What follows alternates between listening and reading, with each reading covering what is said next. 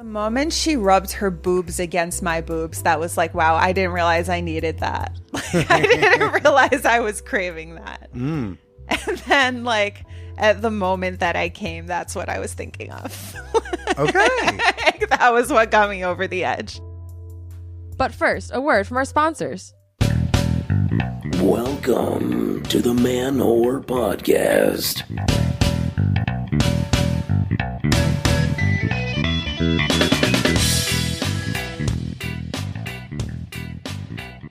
Shout out to the fan whores, to the whoreheads, to the pod sluts, and to the microphone minxes. This is Billy Procida, and you're listening to the Man-Whore Podcast. Sex positive conversations. Let's get through the entire title before we cast judgment. Don't hate me after you get to the word man-whore. Tolerate me after you get to the word sex positive. Come on now. It's not what the title suggests it might be. I'm just bad at marketing. Hope you have fun plans for your July 4th. Hacienda is having a July 4th sweet spot party. Get naked, fuck, watch the fireworks. I won't be there. No, because I have a gig in Leesburg, Virginia. And I don't know how that's going to go. It's at 4 p.m. in someone's backyard. I think I've told a couple of you this privately, and then you'll go, oh, but they're going to be excited to see you because they booked you because they really wanted you. And I'm like, oh, no, that's not exactly how this came to pass. They saw like a 2-minute clip of me in a slide of different comedians from this booking agency and picked me. And I don't know which 2 minutes of me they saw. And I'm skeptical because the last time I had a gig through this booker was actually a couple years ago, and it was for another private party. You see, this last gig I had, it was in Pasadena, Maryland, 3:00 in the afternoon on a Saturday, prime time for comedy. I'm supposed to do a half hour. I drive down. I get close, and the booker calls me and says, hey, the other comedian had a COVID situation, so she has to drop out. Do you want to do the full hour and then just keep all the money? I said, sure, of course. And I say, hey, by the way, like, what is this? Because the address he gave me, it doesn't go to like a comedy club or a theater or even a brewery. Like, it's just somebody's house.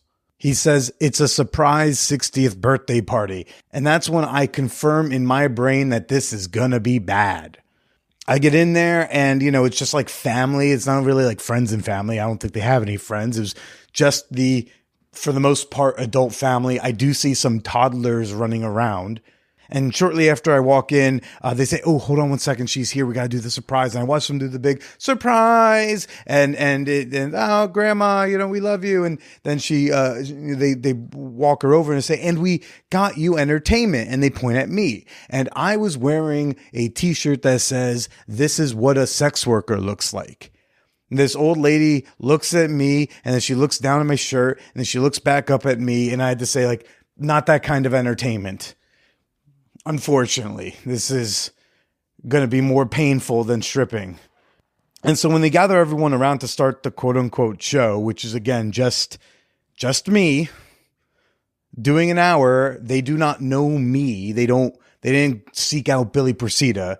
They booked me off of a short clip and I'm in the living room, no microphone. I'm just like an uncle with a strong opinion about the election. It's like everyone gather around and I've been doing research and I'm in front of this big fireplace, and up on the fireplace mantle, there were 3 large framed high school graduation photos. It was like the classic high school graduation photo. It looked like the kind of thing you'd put in front of a casket when someone dies too soon. And there's like 3 of those. I hope you know what I'm talking about, because I said exactly those words.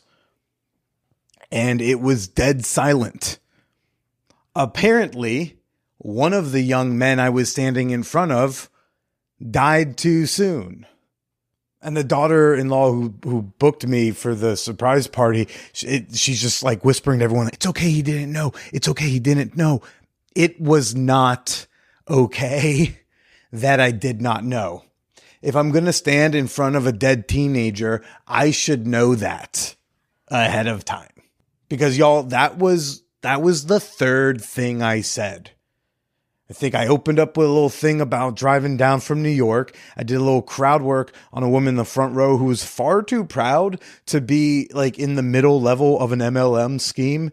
And then I said that, and then it was quiet. And it's like, what do you say after that? Oh boy, dieting's tough, ain't it? Oh my gosh, your grandson's dead? Let me tell you about the New York City subway system. Whew. Nah, I just had to figure out how to talk about cum for 45 minutes. Nobody wants me to be doing this. I didn't want to be doing this, but I have to do the time to be able to collect the pay.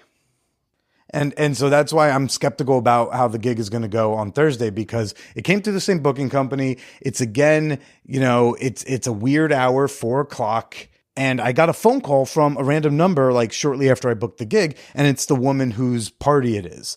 And she explains to me how like, oh, it's going to be a surprise. I didn't tell nobody that I'm booking comedians or any entertainment, which is cute when you book like a talented singer or a dance troupe. It is not cute when you book stand-up comedians.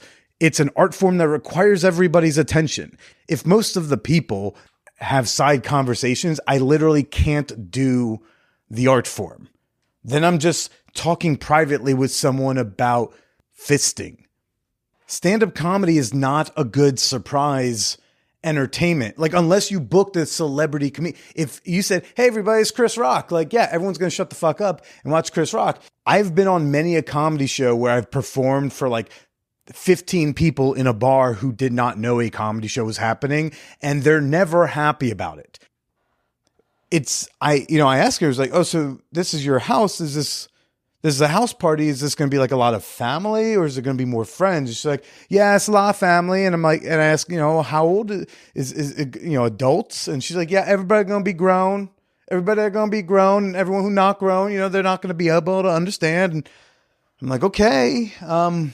If there's a content request, it'll say like, hey, would really, if it's a synagogue gig, they'll be like, we would love that you have Jewish material. Or they might say like, needs to work clean, or needs to work church clean, or requests a female comic, whatever. That wasn't on this request. So when it didn't say I need to work clean, I put in for it. I get the gig, and now I'm hearing it's going to be for family at a house party. I've been to this one before, and I say, hey, is there anything I should know about anything you don't want us talking about? And she said, yeah, if you could just not call women the B word. I mean, I asked this woman 5 different ways if there was like any type of material she didn't want.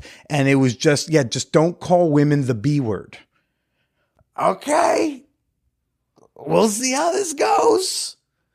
I could stay in New York City and make out with someone cute under the fireworks at like 9 p.m. But no, instead at 9 p.m., I will be on the highway crying in my Toyota on my way home.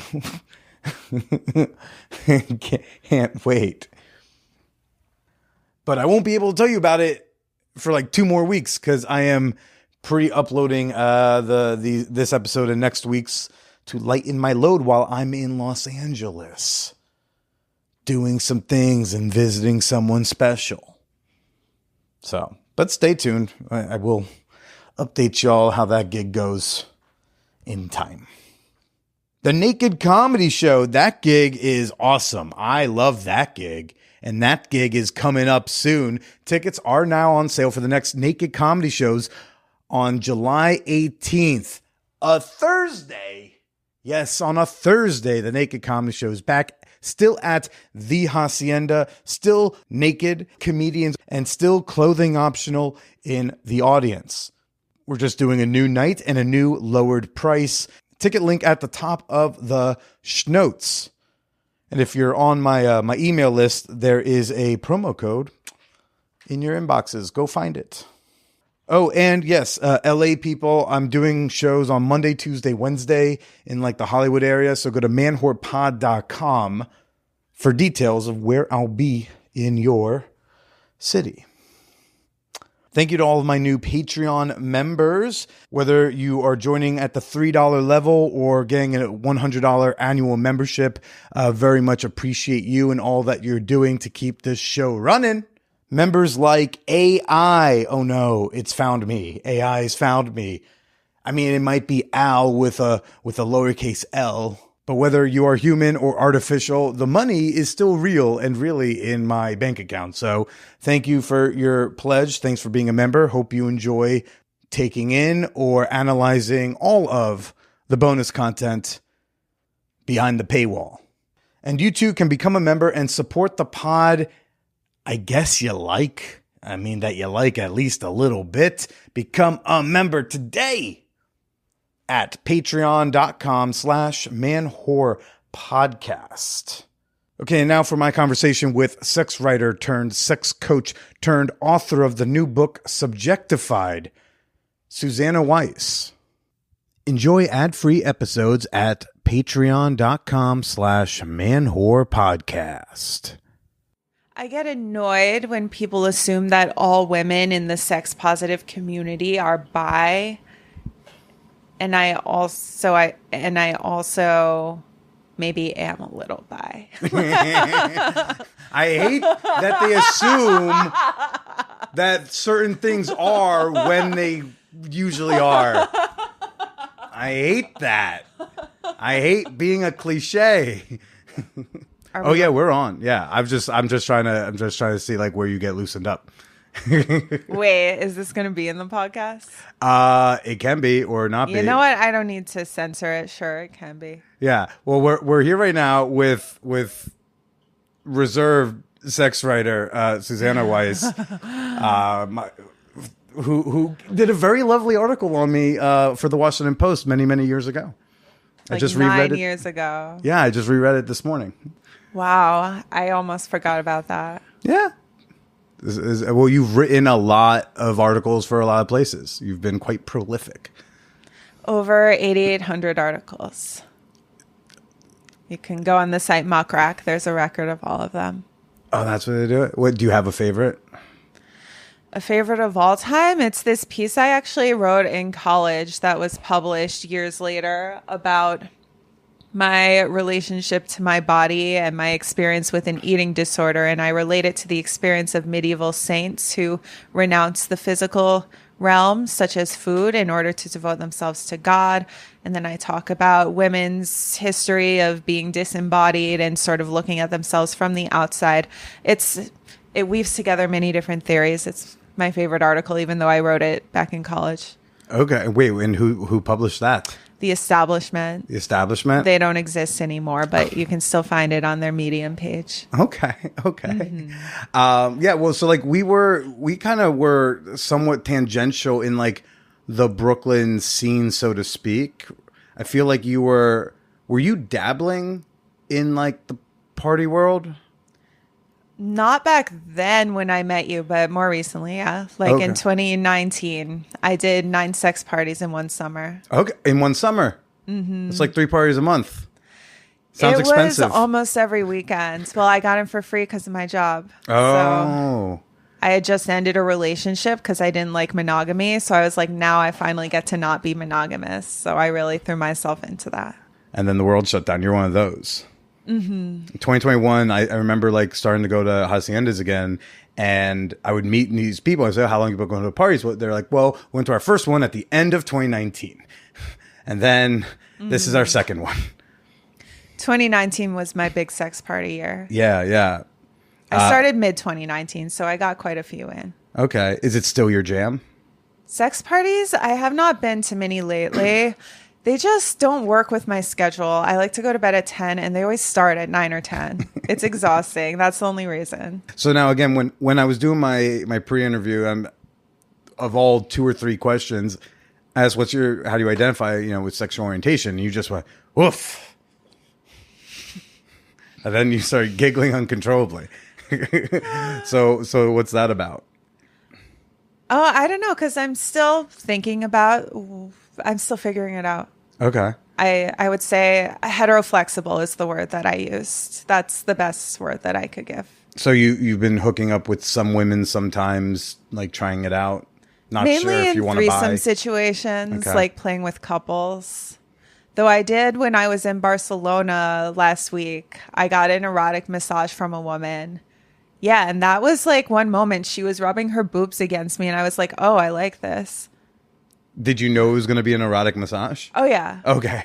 It's legal there. They're openly advertised. Really? Mm-hmm. You know what? It's funny. Is in Italy, I don't know the legal status, but I know that when I just searched for a normal massage. The first result, wherever I was in Rome, the closest massage was a very blatantly, openly advertised erotic massage. You know, I was just like some sex worker in Rome has the top SEO for massage in Rome.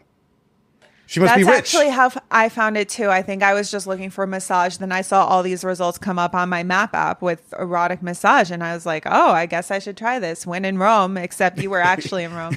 I was in Barcelona. When in Barcelona, let a woman I don't know rub my clitoris for $200 or whatever. You know, it's Yeah, that was only like $100, I think. what? A steal. She was good at it. And then I got it one with a man and he was horrible. Oh, so you A/B tested. Yeah. Wait, so which one did you do? Okay, great. But so here's the thing. So many women I see online or have asked me, where do I get my happy ending massage? It's 2024, Billy. Barcelona. In Barcelona. So now, did you go with the woman first or the guy first? The woman. I didn't even know that like a guy was an option. So the first one was a woman. How did you find out it was an erotic massage? Like, was it just from the advertising, or did you show up and go, oh, okay? No, it was advertised that way. Like the establishment had, the name was like Royal Tantric Massage or something.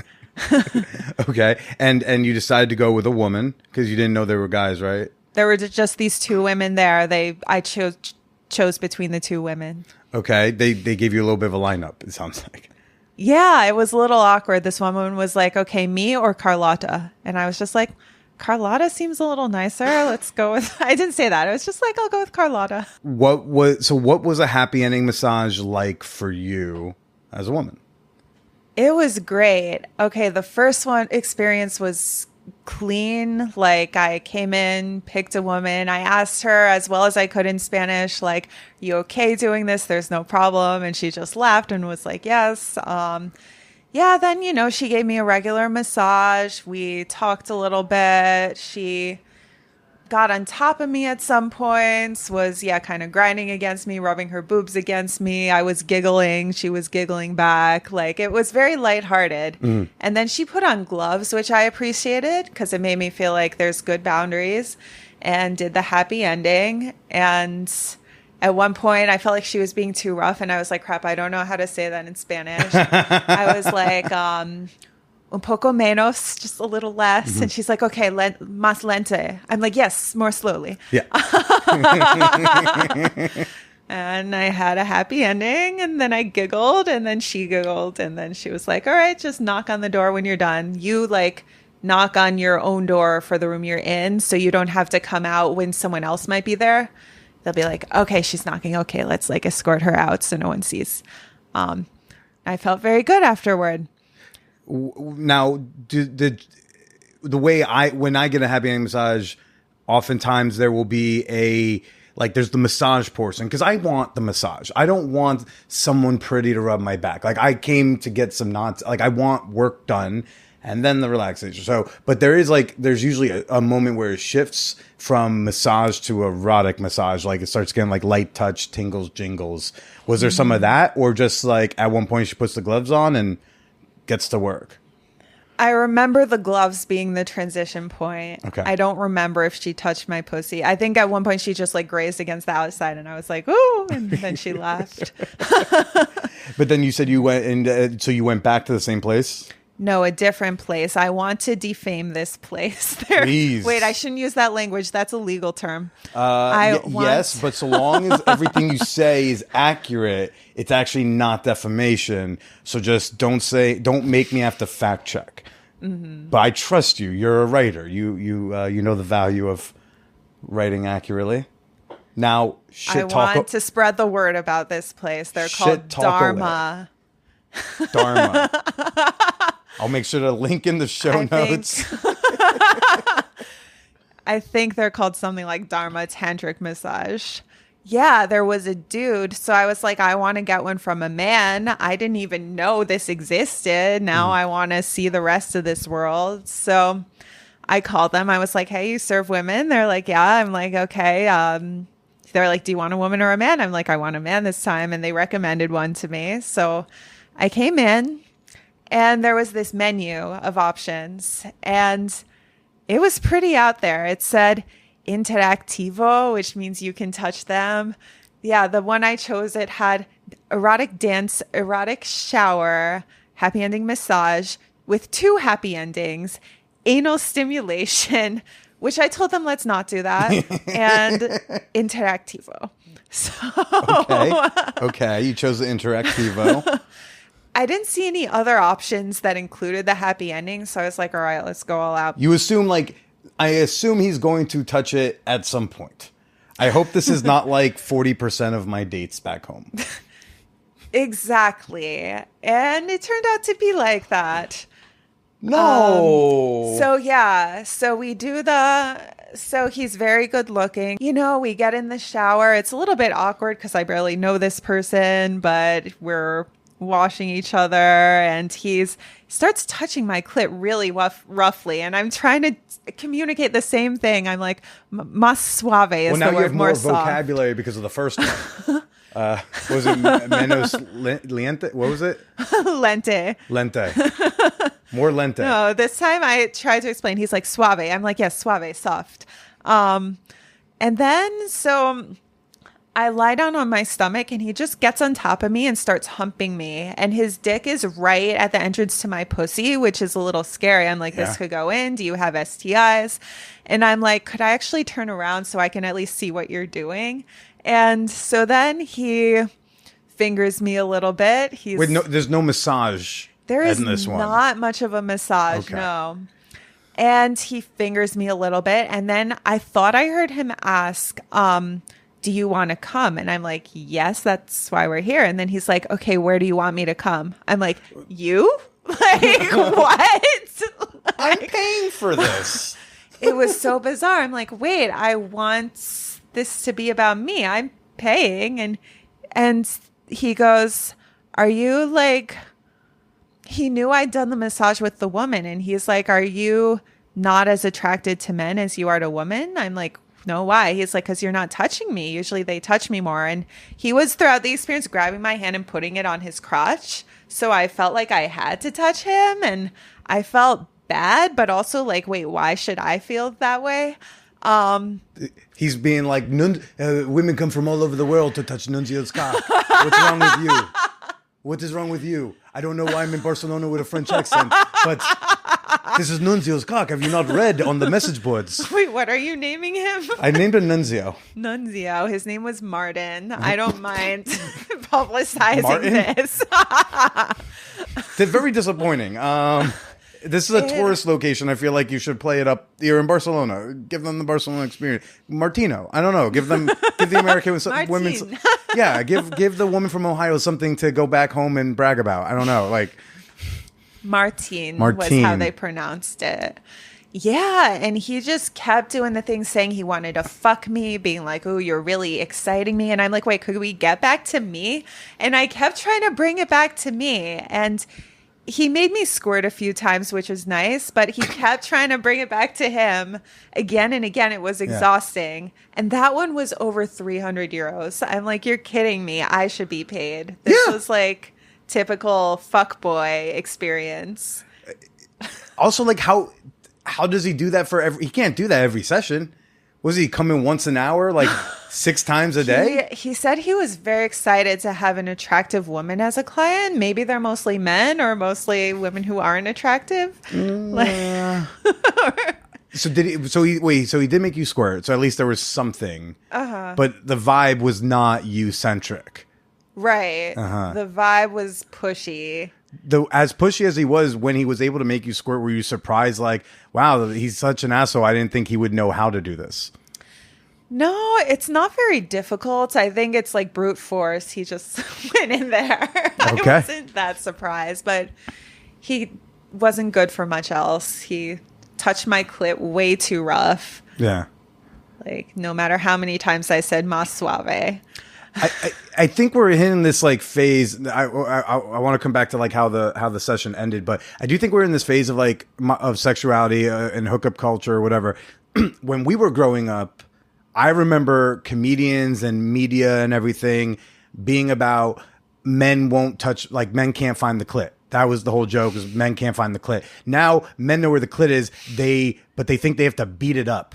Mm-hmm. Right. So now it's like, I feel like we're in a generation of, now we need to teach them what to do with it because they found it. A little too Unfortunately. Yeah. You're like, I wish you'd get lost again. So it's because I'll hear this a lot. And I do think that's like the instinct is to just attack it over and over again. Because like, I finally found it. Let me hit it like a punching bag. And it's like sometimes, but I definitely I had to learn through like women giving me the feedback of softer or slower, because I think we keep thinking harder, faster, because like that's like it's a button you gotta press and you get faster results or something. Yeah, it's like sometimes we'll build up to that, but I've been hearing this from a lot of women where guys are being too rough with the clit. I haven't experienced a ton of that. It is interesting that both the man and the woman, I had to tell that. Mm-hmm. So maybe other women have less sensitive clits than me, because I think the woman would know. Okay. So how did the session end? He was like, "Do you want to come?" And you're like, maybe you just like forgot a preposition to? Is to a preposition, right? Yeah. Well, grammatically, maybe I just misheard him. Yeah. I didn't expect him to say, "Do you want me to come?" Right. You expect, "Do you want to come?" But he's like, "No. Do you want the come? Do you want Nunzio's come?" And so how'd the session end? He made me squirt a few more times. That was it. And did he come? I'm sorry to say I shouldn't have let him. I did. I was like, okay, this is part of the experience. Okay, come on my tits. I did. I'm sorry. Are you apologetically saying that the way like when you text your girlfriends in the group chat to be like, I know I shouldn't have fucked that guy, but like I know he's a Republican, but like I'm sorry, I did it. Going through my mind? No, because I'm sitting here like, because that's something I sometimes enjoy, and I was like, he really wants to, okay, but I felt like shit afterward because that was not my idea. That was his idea. Do you normally still do things or perform things or have sex that you don't really want to because you feel he's not maybe even pressuring, but you feel pressured? Do you still fall for that? Not in general. That was a tricky one. I feel like I'm getting better at not falling for that, but then I get increasingly good looking and charming men testing me. It's like when guys like the things that sometimes guys complain about women, but I'm like, you're putting up with it, and then they show you a picture of like, well, this is why, and I'm like, all right, dude, that's your calculus. Yep. Yeah, I didn't want to admit that, but you got it out of me. Okay. But no, because then I was like, well, I said it. How can I complain? Because at the end I was like, okay, just come on my tits. So how can I? Did he at least have the decency to towel you off? Oh, he tried, but I was like, no, it's good for me. I got to rub it in. Filthy, Suzannah. Filthy. 20 minutes ago, people were like, I don't know, she sounds a little timid. I don't know where this is going to go. And now you're just like, yeah. And I was like, I rubbed in my cum into my tits. Didn't know you had it in you. We're on you. We are on here. Well, I don't know. You always had like, you have like a certain demeanor. You've always had a bit of a certain demeanor about you where like, I don't expect you to say, yeah, man, I rubbed his cum on my tits. And then like maniacal laughter. Like that's not like you break into it, but your baseline is like very chilled out. So sometimes I don't expect you to say cock. I don't know why, but that's reminds me of, I remember when I was little, there were cats meowing, like howling, like mating season outside my window. And like my dad explained to me that they were mating and I saw them. I was like, but they seem so innocent. And my dad was like, you can be innocent and interested in sex. And I think about that every time someone says something like that. Yes, I'm innocent and interested in sex. Yeah. Yeah. How old were you for that? I don't remember. Like a teenager. Excuse me. Sorry. Okay. A teenager. Yeah. Not that little. I don't know. Well, but it sounds like some sex positive parenting was at play. I guess so. Yeah. I don't know how much I should talk about my parents. My dad was pretty cool in that realm. Okay. Well, like, let's say, like, when you were in your early 20s, do you feel like you were raised with like a healthy outlook on sexuality, or did a parent, we won't say which one it was, Mom, we're not going to say which one, maybe instill like any shame shit? I don't know. Not so much shame as just silence. It just wasn't talked about. Yeah. Except like a few moments with my dad. Yeah, I had the same where sex wasn't this bad thing. It just, we never talked at all about it. And so it was just very, I went into college like very neutral, at least in that regards, which is, I guess, is better than what a lot of our friends, get when they're all like trying to dismantle shit for like 20 years. So that's good. About the erotic massage experience, though, because I want to explain after admitting that. Okay. Afterward, he was like, okay, don't tell anyone we just did that. I'm not supposed to do that. And at that moment, I felt taken advantage of because he brought it up. And then I was like, okay, I'll go along with it. And then it turned out he had crossed a professional boundary. And I talked... in the erotic massage world, the professional boundaries are very different than the normal massage world. Exactly which sex act was crossing the boundary? The him coming. It was right after that. He was like, okay, don't tell anyone we did that. And now I'm telling everyone. Yes. We are defaming Martin at Dharma in Barcelona, Spain. I do not know the country code, but y'all can look that up. Well, my point is, because he's the professional, it's his job to make sure, like, I didn't do anything wrong. He did because he's the professional and it's his job to maintain the boundaries. Right. And so that's why at first I was like, oh crap, I can't complain because I said that. And I'm like, actually I can, because even if I was begging him, it's still his job to say no. Or if you were begging him, you do have to upgrade to that package. You have to pay for it. They should have a come on the tits package. Yeah. Okay. And so when you're on the table with the woman, with the female masseuse, what in regards to your heteroflexibility was going through your head? Are you thinking about it? You'd be like, what does this make me? What does this mean? The moment she rubbed her boobs against my boobs that was like, wow, I didn't realize I needed that. I didn't realize I was craving that. And then, like, at the moment that I came, that's what I was thinking of. Okay.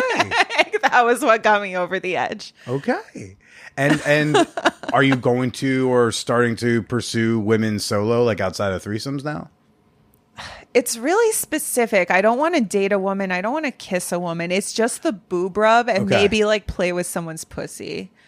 So I don't know if I can get something that specific in a dating situation. I don't know. I haven't explored this side of myself. Maybe one of my coaches calls it sensual sisterhood. Like women being able to be naked together, touch each other affectionately. I feel like that's what I'm looking for more than anything.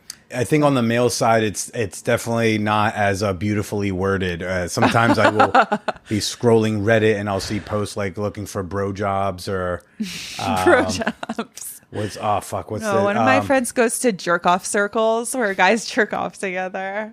Great, whatever that does but it's like it's far more that than sensual sisterhood. You could say sensual brotherhood, but then it's not alliterative. Hey, let's just like hang out, watch the game, but like I might blow you in the middle. It's like, okay. How common is that? Well, in New York City, those posts come up frequently, because if I'm sub to like the general hookup subreddits, right? So like Ram Max a blowjob, Ram Max a muff dive, New York R for R, Dirty R for R. There's like a New York City one, I forget which one that is now. So like I'm kind of like, so I just see like all of them. Wow. And then I did a how to hook up on Reddit episode like a couple months ago. I was trying to look up like subreddits I could recommend. So like I was also looking up like there's one called Glory Hole Locations, but then there's like 2 different subreddits for glory holes in New York City. That's one thing I've never done, glory holes, but I have fantasized about. It's fun. It's fun. It's a good time. Yeah, I would be concerned about safety. Like I would need to get to know the person before meeting That's an up option, through yeah. Reddit. That's an option. I tell people to verify however they need to for their safety. Because like Reddit's not there's no like statistic that says like Reddit has like more dangerous people than Tinder or any other site. That's true. It just feels scarier because it's like not a traditional dating app, but we also said that about Tinder back in the day. And then we realized like it's just men that are scary. That's wherever you meet them. That seems to be a theme these days in online discussions. The men are scary theme. The man versus bear debate. Have you been following that? Everyone's debating who's scarier, a man or a bear. I've heard that this exists. Is the whole thing that it's someone's trolling dudes by even asking the question? Is that the point? Or is this sincere? Yeah, it's kind of trolling dudes because Okay. it's making the point that men are indeed scarier than bears. And then you want to see it because you want to rage bait him into saying, no, here's like literally 17 reasons why a bear is more dangerous than a human being man. And then like he's missing the point. Yeah. Okay, that's funny. It's mostly manosphere people who are saying, of course, a bear is more dangerous. And then women are pulling out statistics about how many women are killed by men versus bears. Mm-hmm. Yeah, I like that. I love when men tell on themselves. I was interviewed the other day by a guy named Jesse Lee Peterson. Have you heard of him? Jesse Lee Peterson. He's a conservative commentator who has this show called The Fallen State where he just trolls liberals. Like, Wait, so why'd he have you on to troll you? Yeah, pretty much. Did you fall for it? Not really. I mean, I think most press is good press. So I was like, sure, I'll come promote my book. And he told me that it is abnormal for women to orgasm. With him. Yeah. He was like, it's not natural for women to do that. I've done independent study. So few of them have came when I hook up with them. It's like when Ben Shapiro was like complaining about the lyrics of WAP. Wait, what did he say? I missed that. I love that we get to like share these cultural moments with each other. It's like, I didn't know about this dude. You didn't know. Okay, you know Ben Shapiro, right? Uh-huh. Okay. When WAP came out, he did a full, very sadly sincere.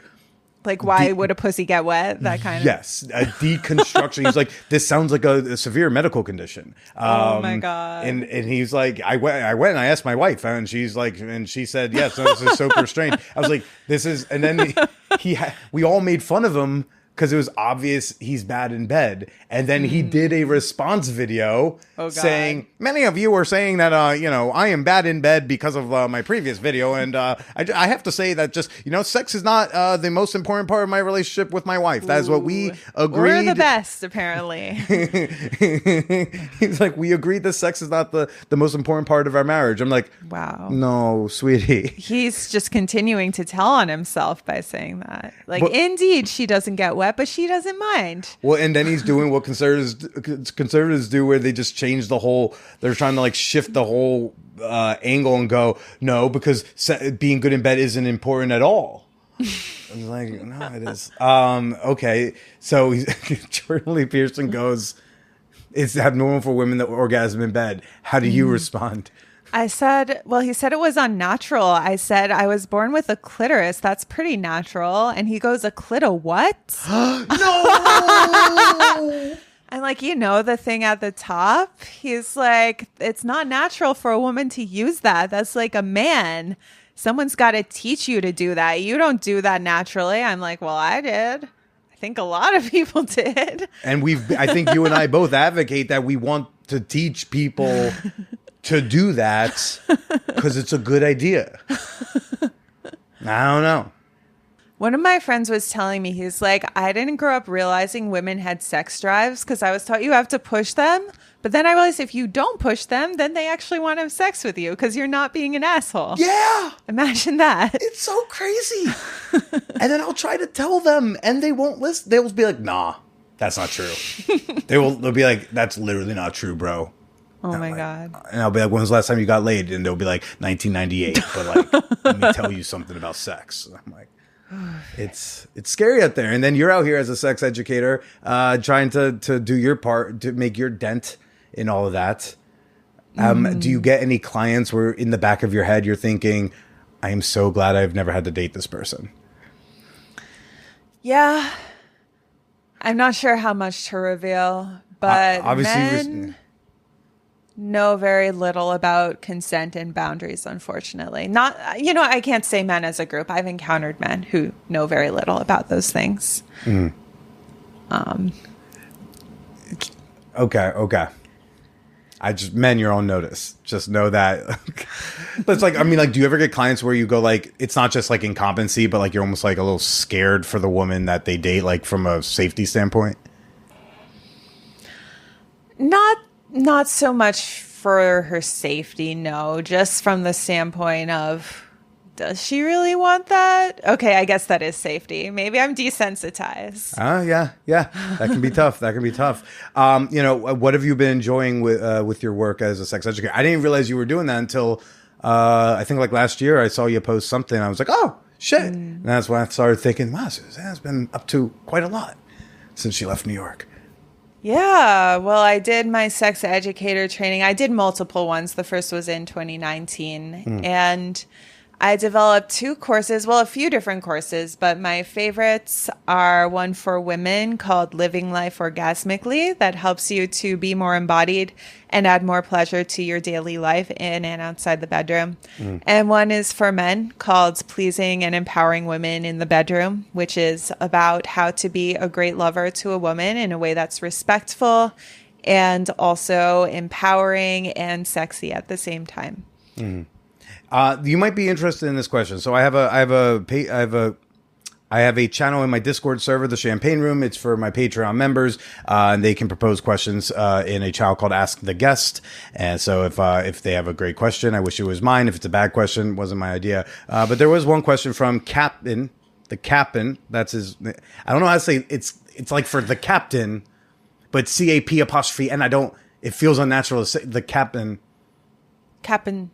Yeah, who says that? Captain? Like I've seen it written Captain many times as a way to abbreviate captain, but I don't know how to say it. I don't know if it's meant to be pronounced phonetically. Maybe it's just a way to make the writing of it shorter.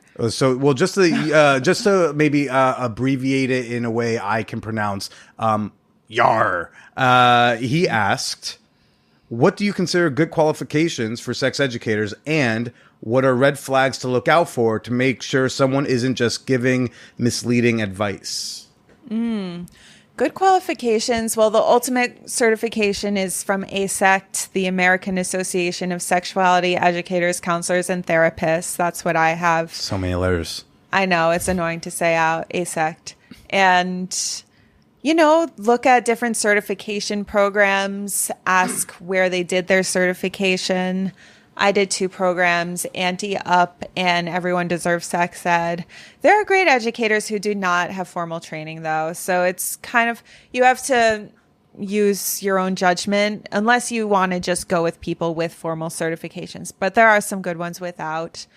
But yeah, there are a lot of people who maybe just are regurgitating things they've heard and haven't really looked at the research. So I guess a good question is, what is the research behind this fact that you're sharing with me, and see what they say. Like, there was this statistic for a while that the clitoris has 8,000 nerve endings. That was based on a study of like 2 cows.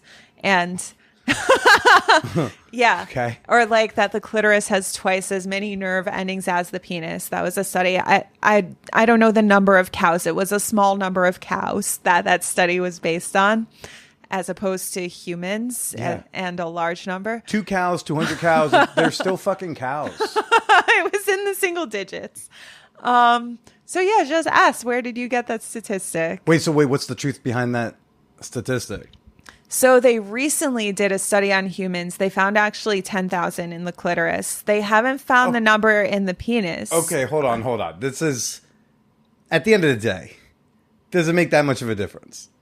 The point of saying there's 8,000 nerve endings or 10,000 nerve endings in the clitoris is that, hey, there's a lot of fucking sensation in the clitoris, right? There's like a lot of pleasure. It's a big pleasure center. So like, let's play with it. That's what we're trying to say here. That doesn't really make a difference if it's 8 or 10,000, right? It's still a lot. Well, the one part that I would like to see proven is that the clitoris has twice as many nerve endings as the penis. I'm not aware of a human study on the penis. And I don't really like when people are like, men are so different from women when they have that.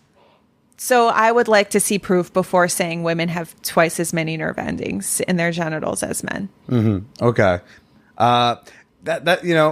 What other red flags would you tell people to look out for? Red flags in sex educators. If they're shopping around. That they describe the female orgasm as elusive. That's my pet peeve. Are people still saying that in the modern era? A lot of sex writing has that. Maybe not sex educators as much as sex writers. Well, yeah. So so not only are you a sex educator, but you were a sex writer for so long that like you've read a lot of articles and pieces. So like you've seen a spectrum of writing quality on the topic. I would imagine. Yeah, the elusive female orgasm, the word lady bits, that one also I don't like. They're using like too cutesy a language. Might be a red flag. I guess so, yeah. It's like, I feel like, tell me what you think. I feel like you should either be using the medical terminology or like unapologetically straight to the point, like say penis or say cock or dick. But if they're saying is ding-a-ling, I'm like, that's One of my friends, I was writing an article about shower sex and I was crowdsourcing quotes. I asked one of my friends, do you have any shower sex tips? He's like, you got to have a gigantic pee-pee to pull that off. I'm like, I've never heard gigantic and pee-pee used together. That's a first. I don't think that's true. No, I don't know why he said that. I mean, that's proportional, It's like, I dated like a big woman where like there are certain positions I couldn't do with her because like it was just, there's a lot of ass for me to get through and my dick wasn't big enough to get through all of that. But the same position with someone with a different body, I can do, for example. It's like, but yeah. There are positions that are just easier if like the dick's bigger, but they're also not all meant to actually be done. A lot of those porn positions aren't like realistic. It's just for camera. Sex position articles really frustrate me because apparently people are reading these because publications love to assign them. Yeah. But how many people have done more than missionary, doggy, woman on top? Am I telling on myself right now? I think so, Suzannah. Okay, maybe I need to explore a little more. I did a couple weeks ago. We did 7 positions during like one session. Granted, 3 of them were just variations of her on top. Just we rotated her. Okay. So first she was like doing first she was doing cowgirl. Then I was like, I'm really curious about something because when she's on her back, sometimes like if I bring both legs together and over. But like it's almost she's in like a yoga. I started doing yoga during COVID, so now I have these references. She's in a little supine twist. She's doing like a spinal twist with the legs together and bent. And then from that angle, I'm kind of like I'm hitting the G spot in a different, better way because I've just turned her, right? So when she was on top, I thought, what if we spun her like perpendicular to me. And it was like, I don't know, try riding me perpendicular. Ended up not doing much. And then we just spun her to reverse cowgirl. So it's like half the positions during that session were really just us spinning her around 90 degrees at a time. They could call that its own position, like the teacup or something, like those teacup rides. Spin around. No, I think like all these positions, the ones that are realistic, it's like, it's really more like adding variance to the position. Like, I think, and you told me, again, you were the expert. I'm just a slut with a podcast. Doggy style, I think we traditionally think he's on both of his knees behind her, right? But the day I realized you go on one knee, it opens up your whole range of motion. Wow, that one could be called the proposal. The proposal? The proposal, right. Or the Captain Morgan, maybe. Because I do envision myself wearing a pirate hat and holding a jug of rum while I do it. But for real, like it changes my entire range of motion. I can get in deeper because I'm not like as lit. I can hit hard. And then also like I can spank easier because I can wind up. Like my whole body's opened up so I can wind my arm, as opposed to in like normal doggy. It's like I feel like I'm an uncle who can't dance at a wedding. I can't because I can't really wind up as easily and hit the ass. I don't know. So I feel like all those sex positions, realistically, you're like, yeah, we all just do like missionary, doggy, cowgirl. But like it's all just about like personally, I'm like, oh well, we're just like adding little variants to those. Shit like the cartwheel, I don't think is real. The cartwheel? I don't know, like wheelbarrow. I don't know, like all that shit. I feel like most of those are fake, but I feel like everything else is just like you add a little variant. Maybe spooning. That one is doable. Yeah. Are there other types of articles that frustrate you in the sex dating world? Well, specifically, the best sex positions for female orgasm articles frustrate me because mostly that will happen through clitoral stimulation, not through penetration. So I think it just further encourages this idea that women should orgasm through penetration. Mm-hmm.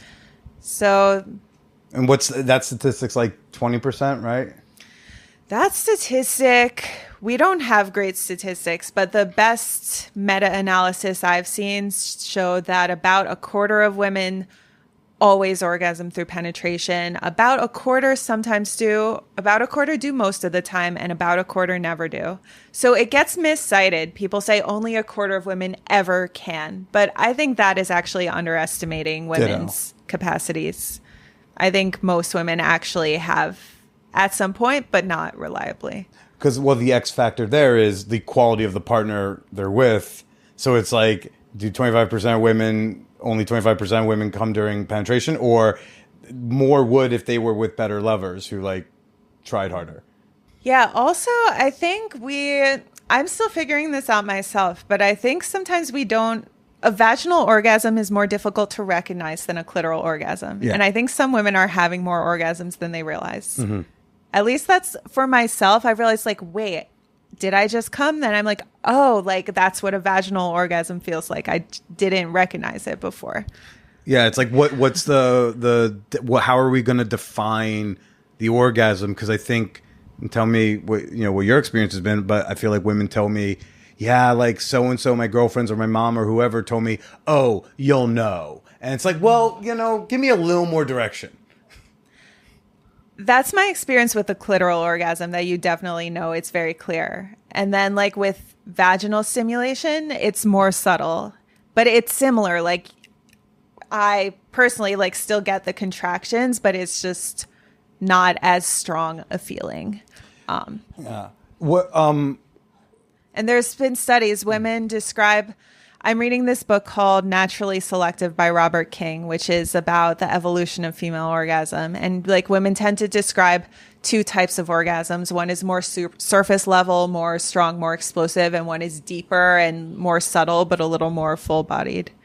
Like, the whole distinction of like G-spot, cervix, etc. Like not everyone distinguishes between those, but they were able to find those two types, like surface and deep. Mm-hmm. What are any other revelations in that are blowing your mind? From that book? Yeah. One of the strongest correlates, maybe the strongest, is a female orgasm is the partner's scent and how much you like their scent.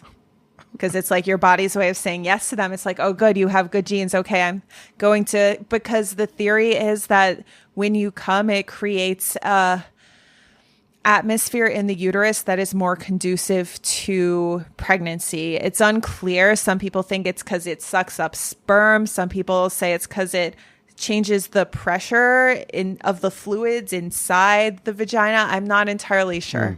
But there's something about orgasm that's supposedly linked to pregnancy. And so it's like your body's way of saying, I want your children.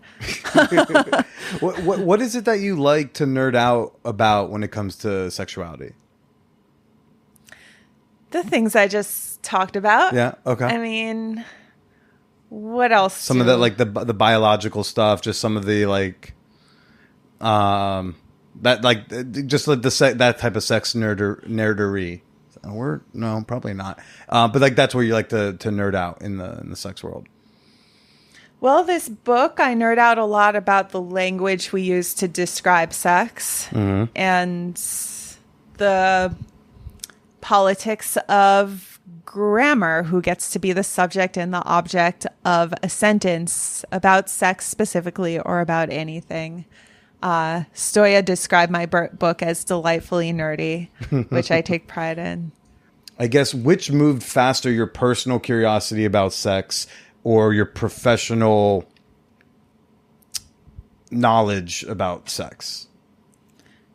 Well, the personal curiosity came way sooner. I guess the personal curiosity started, and I tell this story in my book, that when I was in high school, I did not have any romantic or sexual interactions, and I had an eating disorder. And I had an encounter the summer before I went to college on a beach with a guy who just went down on me and didn't expect anything else. Was the first, like, I had never even kissed anyone, and then I had that experience. Did he kiss you before he went down on you? Oh my God. He kissed me after. I know. Who would have expected 17-year-old nerdy me having that experience? Also, he's setting up so many false expectations for your dating life. Men who are eagerly going down on you without expecting anything in return. No, the men in my college, they were pretty good. They were similar, honestly. Went to Brown? Yeah. Okay. Liberal men. I guess they were more enlightened.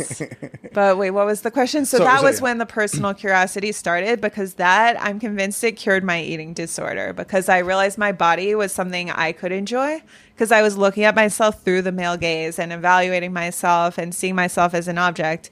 And then I was like, whoa, I can be a subject.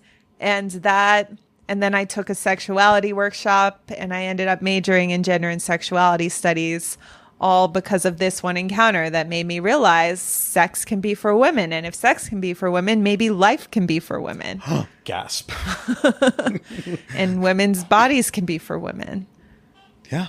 Are you a sex coach also, right? Okay, yeah. You're doing all things. I'm writing, I'm educating, I'm coaching. If it has to do with helping people have better comes, I'm your girl.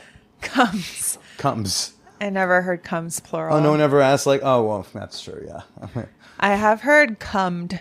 Well, one guy I was dating accidentally said, he cummed. I'm like, that's not a word. She's like, I am a sex writer. Please use proper grammar when you fuck the shit out of me. Thank you.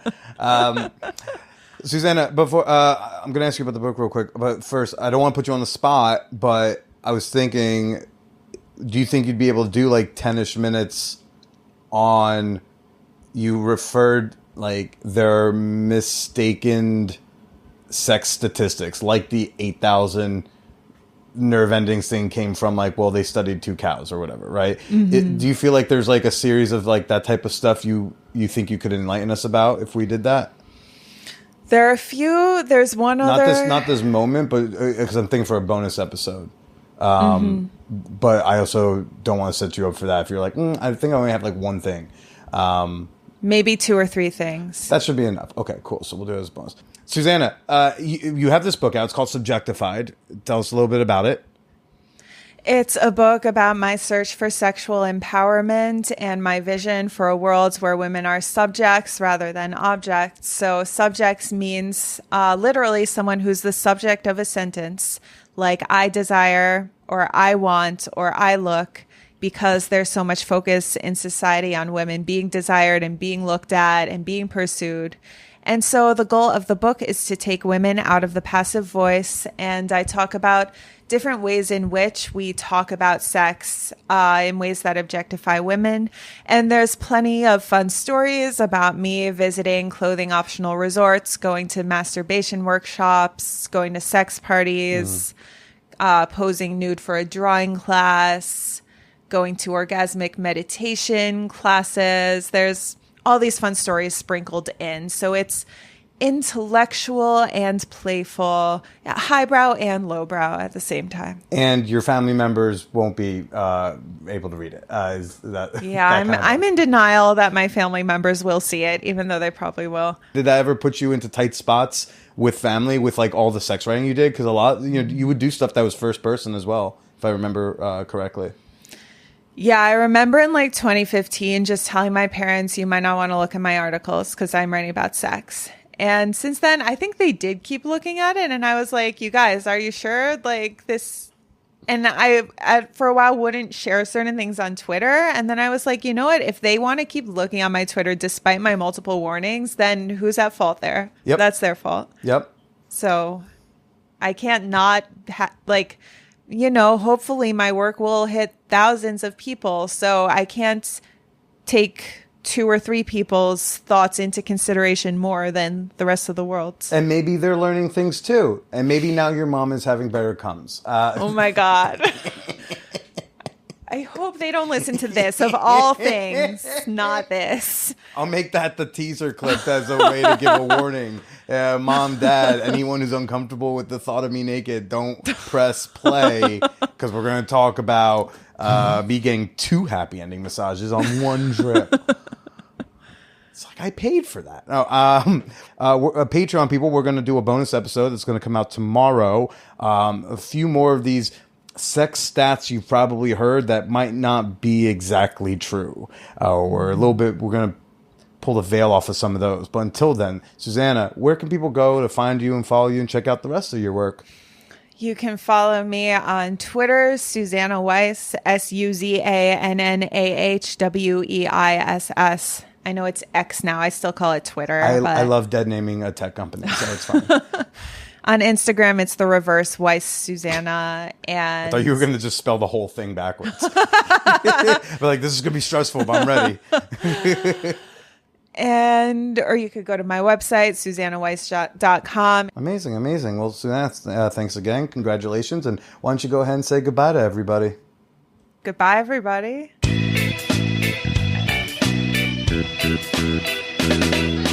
Wait, don't go anywhere. Wait, you're going to want to hear this. You're going to want to hear this from my bonus episode with Suzannah Weiss. The bonus episode is coming out exclusively on Patreon tomorrow, July 4th. But you know what? You can listen to it whenever you want, as well as over 300 bonus episodes.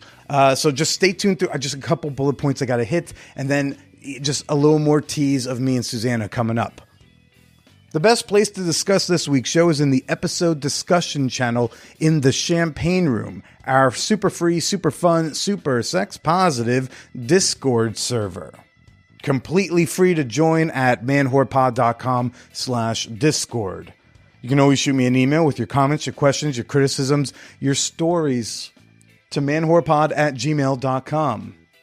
If you listen to the show on Apple Podcasts, on Spotify, leave a rating and dare I even ask for a review.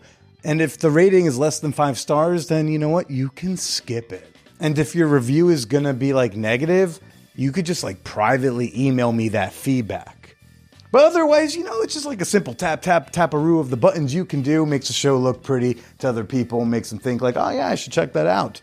But if you want to give financial support for the show, my Venmo and Cash App are in the show notes, or you can join my Patreon and actually get something in return. Get access to behind-the-scenes bonus content, get access to ad-free episodes, get access to private community spaces. Membership begins at just $3 per month at patreon.com/manwhorepodcast. Or download the Patreon app and find me on there.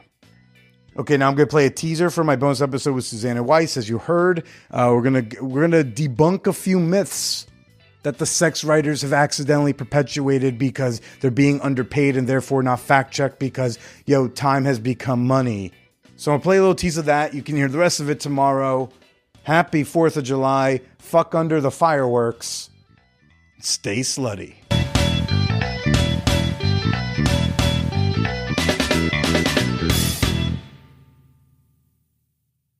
contrasting the two massages, I thought about this. Why was it so much easier to come with the woman? Because I wasn't afraid of her. That was the main thing. Like, I wasn't worried about fielding her advances and being like, okay, I need to assert a boundary now. Like, I could actually relax. I think that's a big part of it too. They both were going was it lente? Not lente enough. They were both not lente enough, right? So that's the same. But you are worried, is he about to penetrate me without a condom and like not talk about it? And you're not worried about, right? It's like, it's you can't quantify, you can't measure it. And some dudes go, well, if you can't measure it, it doesn't matter. Haha. It's like, it's an important factor. And it's something I think a lot of people don't, I don't know if I'm really stressed out about work, sometimes that affects my ability to like, maintain erections in bed, right? It's like, that's just this weird X factor. It's hard to measure unless like we really get into it with that many dudes who are willing to open up emotionally enough to talk about that. I don't know. Sometimes you can't get enough of that to have a sample size large enough to mean anything. But there's, I think in sex research, there's, some of that is not taken into account. The study I like, which maybe I need to go read a little deeper on. But I did go read the abstract like a couple weeks ago. I read the ending, but maybe I should go read the full thing. But it was basically saying like cishet women would be more up for casual sex if they thought the casual sex would be any good. Yeah, not because I they don't remember want that to, study that they would have a great lover and people would not judge them. Yeah. But so this book, Naturally Selective, it counters that. Okay.